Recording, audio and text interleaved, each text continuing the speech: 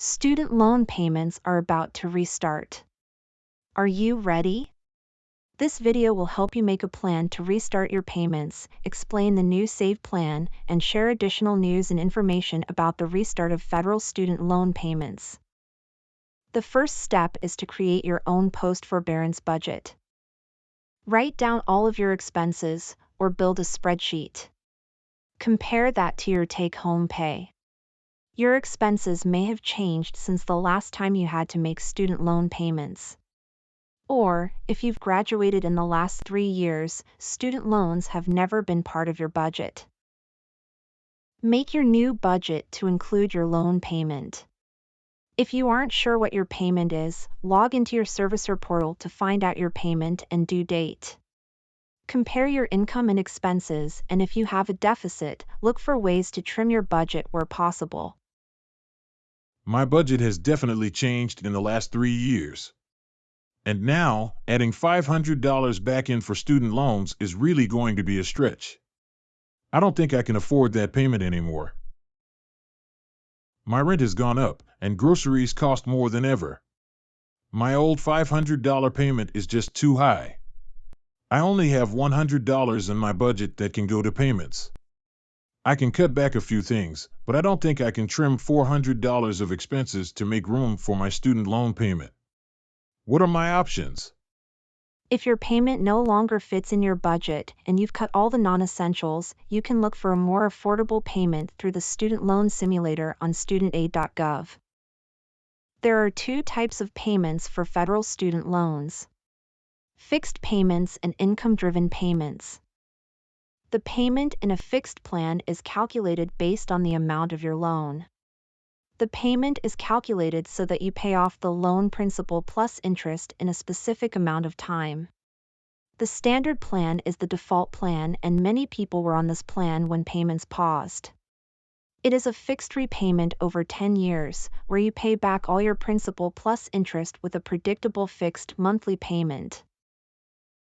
The other type of payment plan is an income-driven plan. Your payment isn't a fixed amount.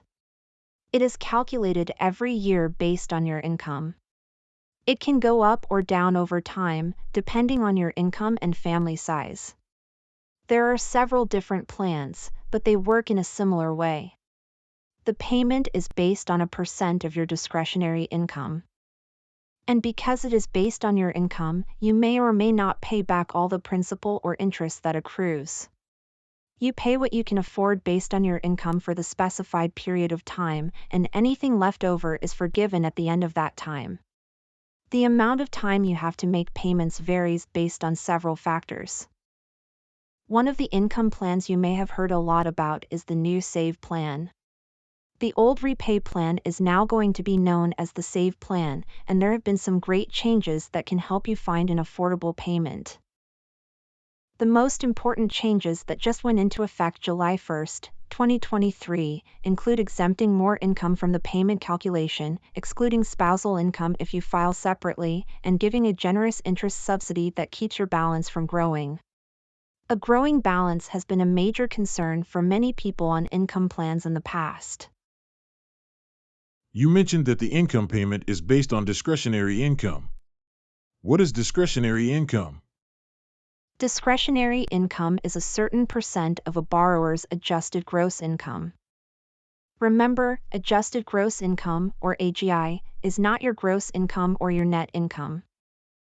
It's a number calculated on your tax return. It's usually somewhere in between gross and net, depending on pre-tax deductions and other factors. The changes to the calculation on the new SAVE plan could make a payment even more affordable for a borrower, depending on income and family size. Under the old repay plan, the discretionary income was your AGI above 150% of the U.S. federal poverty guidelines. In this example, a borrower with $50,000 AGI, a household size of 2, living in Texas, would have a $234 payment. Under the new SAVE plan, the amount exempt from discretionary income goes up to 225% of the federal poverty guideline, meaning less income is considered discretionary. When the payment is calculated on this reduced discretionary amount, you can see that the new payment amount is $143. That would be a big help in balancing the budget.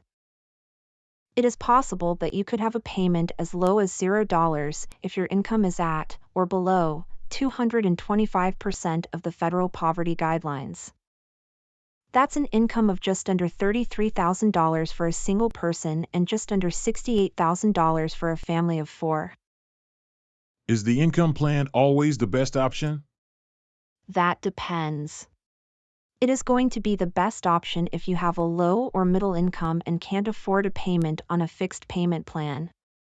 But it's not always the best plan in the long run. If you can afford it, the standard plan may actually be better in the long run because you may pay less overall in principal and interest. And if you make a higher income, you may not get a reduced payment on the Save plan. In fact, it might be higher.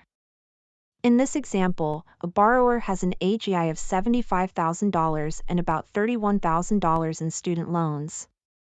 It turns out that the standard plan is the cheapest plan overall, and the difference between the standard plan payment and the Save payment isn't that much. It's really going to depend on your situation, including your income, the types of loans you have, your family situation, and your goals. That's why you can look at your repayment options at studentaid.gov using the loan simulator and pick the plan that is best for you. There are more changes coming next year, in July 2024. When these additional changes go into effect, the Save plan will help with ease and affordability for even more people. In the past, borrowers have had to complete paperwork every year to recertify their income plan. If you sign up now on studentaid.gov for the new tool that gets your AGI and other information needed to determine your income-driven payment directly from the IRS, next year recertification will be automatic. Also, next July accrued, unpaid interest will no longer capitalize when you leave a plan, except where required by law. That means it won't be added to the loan's principal balance. The percent of discretionary income used to calculate the payment is also changing. It will reduce from 10% to 5% next July. If you are on the Save plan, your payment will automatically recalculate at the lower percentage. Less of your discretionary income will go towards payments on the Save plan starting next July. Additionally, the amount of time you have to repay on the Save plan before receiving forgiveness will now be determined in part by the amount you borrowed. Right now, you have to make payments for 20 years for undergraduate loans or 25 years for graduate loans before you are eligible for forgiveness. Starting next July, those with undergraduate loans of $12,000 or less will only have to make payments for 10 years.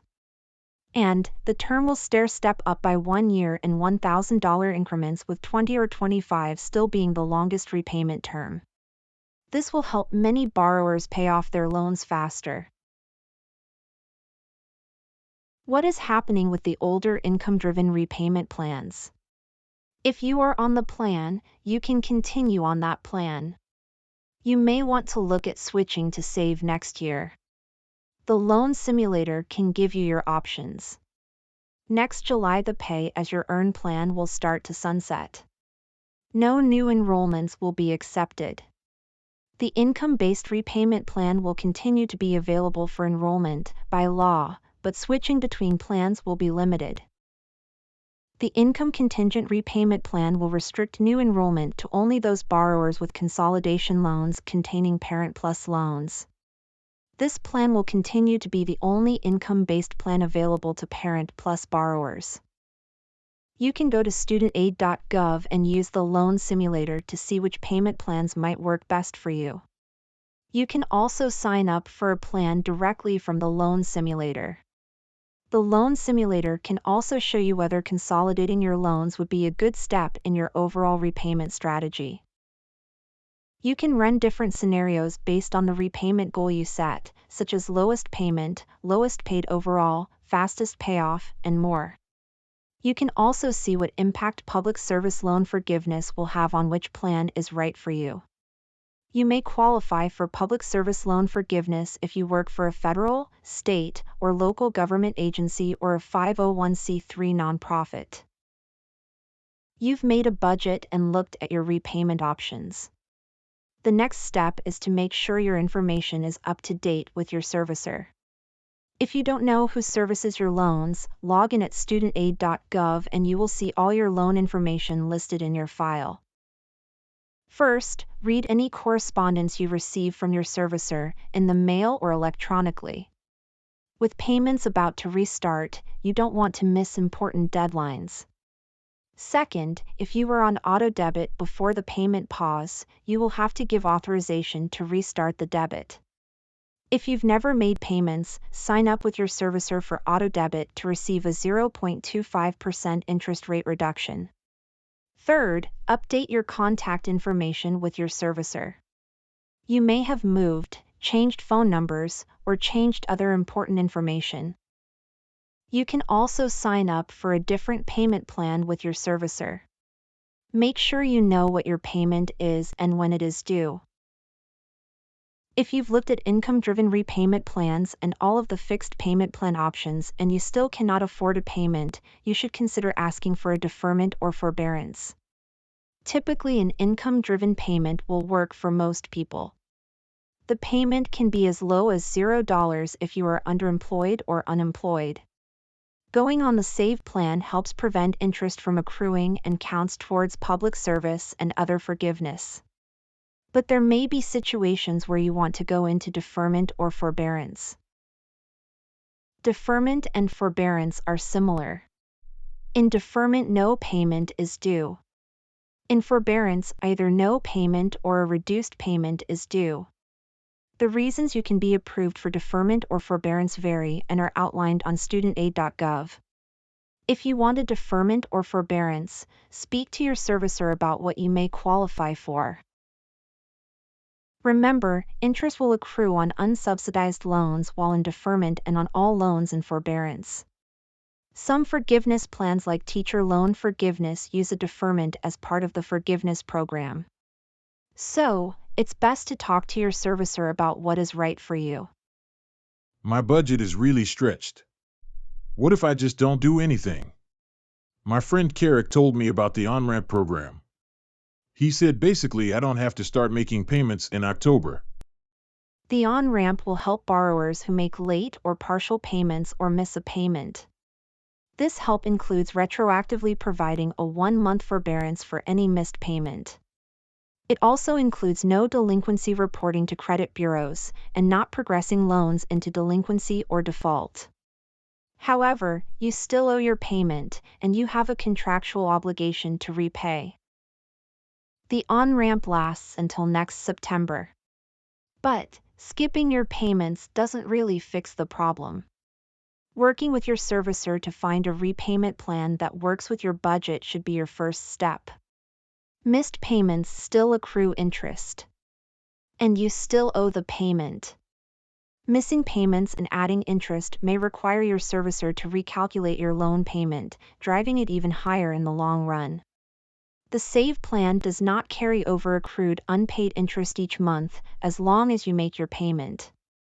That may be a better option to keep your balance from growing.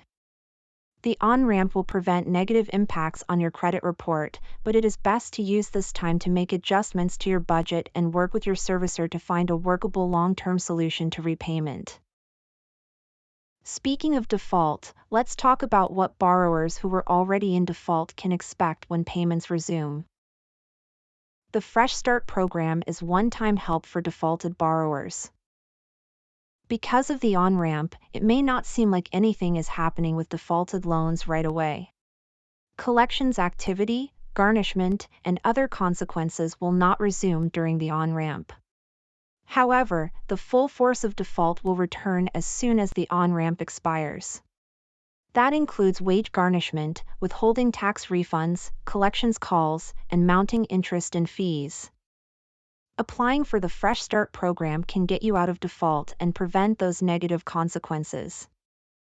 Can you tell me more about the Fresh Start program and how it can help me? Fresh Start is a one-time temporary program that can remove your loans from default and return them to in repayment status. The default will be removed from your credit report too. And you will be able to sign up for an income plan if you need one. Once you've signed up for Fresh Start, you will be back in repayment and won't have to worry about collections, garnishment, or other negative consequences in the future. You must apply by August 30th, 2024 to receive Fresh Start benefits. But there is no reason to wait. Apply as soon as you can so that you can be sure your loans are out of default and back in repayment status and that you are receiving the benefits of an income plan if you need one, such as stopping interest from accruing if you have a low payment. You'll also be able to participate in programs like public service loan forgiveness and get your time in the COVID forbearance to count towards income-driven and public service loan forgiveness. There are 3 ways to apply for Fresh Start: online, by phone, or by mail. You must apply. It is not automatic. And you must apply before August 30th of next year. It is quick and easy to apply. Don't wait.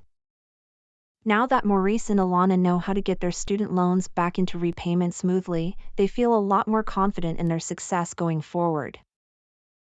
If you need more individualized help and want to talk to someone about your student loans, visit moneymanagement.org and visit our student loan counseling page for more information.